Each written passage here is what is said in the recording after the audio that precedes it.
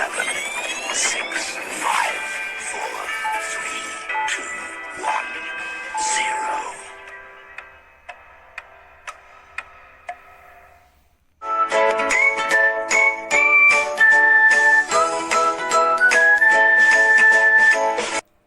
Assalamualaikum warahmatullahi wabarakatuh. Gimana kabar anak-anak semuanya? Semoga kalian semua tetap sehat ya, berada di rumah dan tetap semangat belajarnya. Alhamdulillah, pagi hari ini kita akan belajar tematik tema 4, subtema 3, pembelajaran 5 dan 6. Yuk sama-sama kita simak video pembelajaran hari ini ya. Anak-anak, ini adalah kain batik. Batik merupakan salah satu warisan bangsa Indonesia yang telah mendunia. Apakah kalian tahu bagaimana cara pembuatan batik? Yuk sama-sama kita simak video berikut ini. Gambar berikut ini menunjukkan proses pembuatan batik. Yang pertama, proses dimulai diambilnya kapas-kapas dari perkebunan kapas. Setelah menjadi serat kapas, kemudian dipintal menggunakan alat atau mesin sehingga menjadi benang, lalu menjadi kain. Selanjutnya, kain siap untuk digunakan.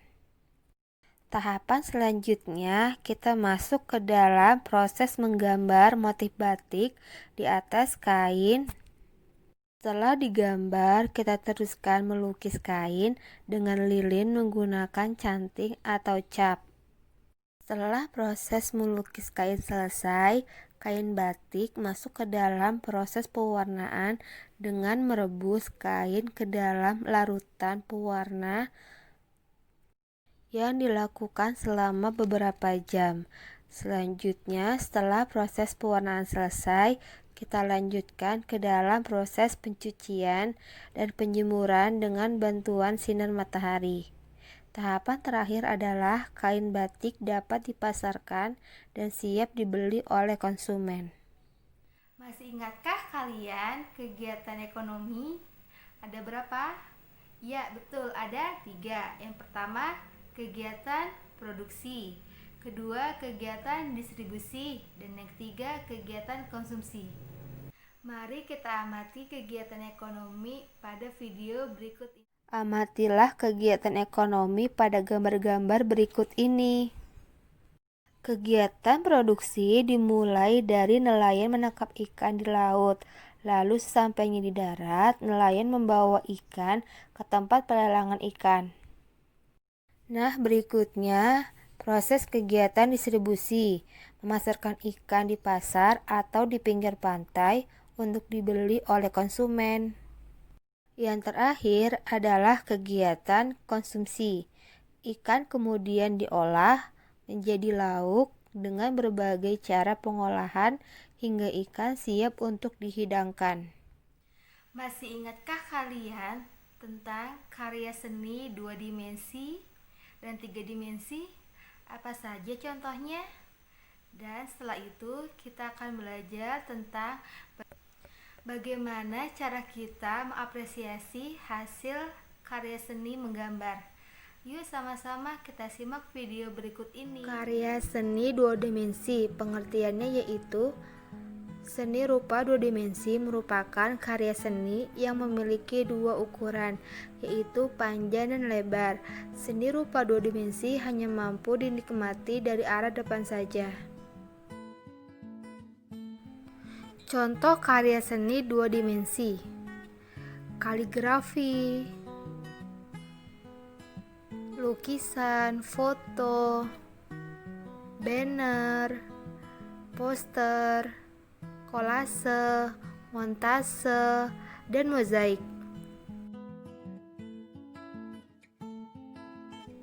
Karya seni 3 dimensi, pengertiannya yaitu seni rupa 3 dimensi merupakan karya seni yang memiliki 3 ukuran, yaitu panjang, lebar, dan tinggi atau volume.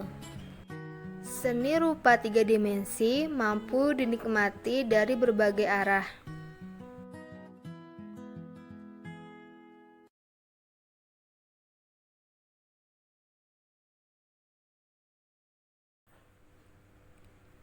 Contoh karya seni 3 dimensi ada seni kriya, patung, keramik, dan seni arsitektur. Kriya merupakan seni yang proses pembuatannya pada keterampilan tangan dan pengolahan bahan agar mempunyai nilai guna dan nilai estetik. Biasanya kriya berbentuk karya dari tanah, logam, kain, dan kayu atau bambu. Pengertian apresiasi seni. Apresiasi seni adalah suatu proses pemahaman dan penghargaan terhadap suatu karya seni yang diamati. Subhanallah, bagus sekali gambar ini, sangat indah. Perpaduan warna juga sesuai dan rapi. Salah satu unsur cerita adalah memiliki pesan moral. Kita dapat mengetahui pesan moral sebuah cerita dengan membaca cerita tersebut dengan seksama. Pesan moral dapat ditemukan pada watak tokoh atau cara tokoh menyelesaikan sebuah masalah. Ada pesan moral yang dapat kita teladani, akan tetapi ada juga pesan moral yang tidak dapat kita teladani. Mari kita simak cerita dongeng yang berjudul Pak Tani yang Baik Hati pada video berikut ini. Pak Tani yang baik hati. Di suatu desa terpencil di tepian belantara hiduplah seorang petani yang sudah renta.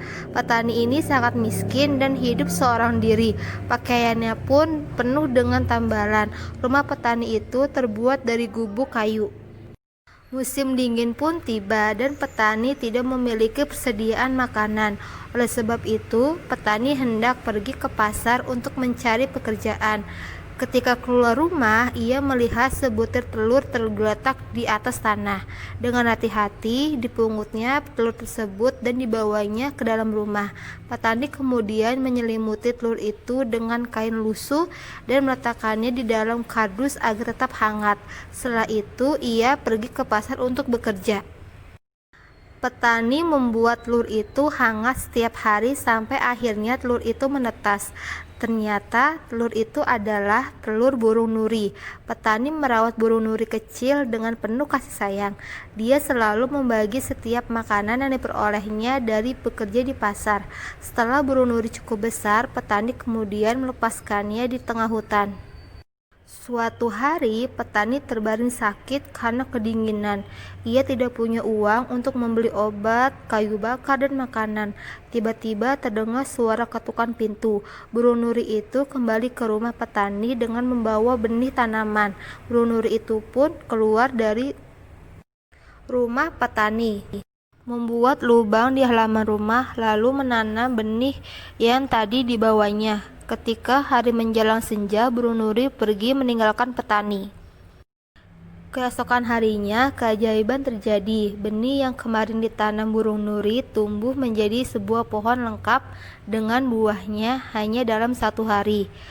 Petani sangat terkejut melihatnya. Karena merasa lapar, petani segera memakan buah pohon itu.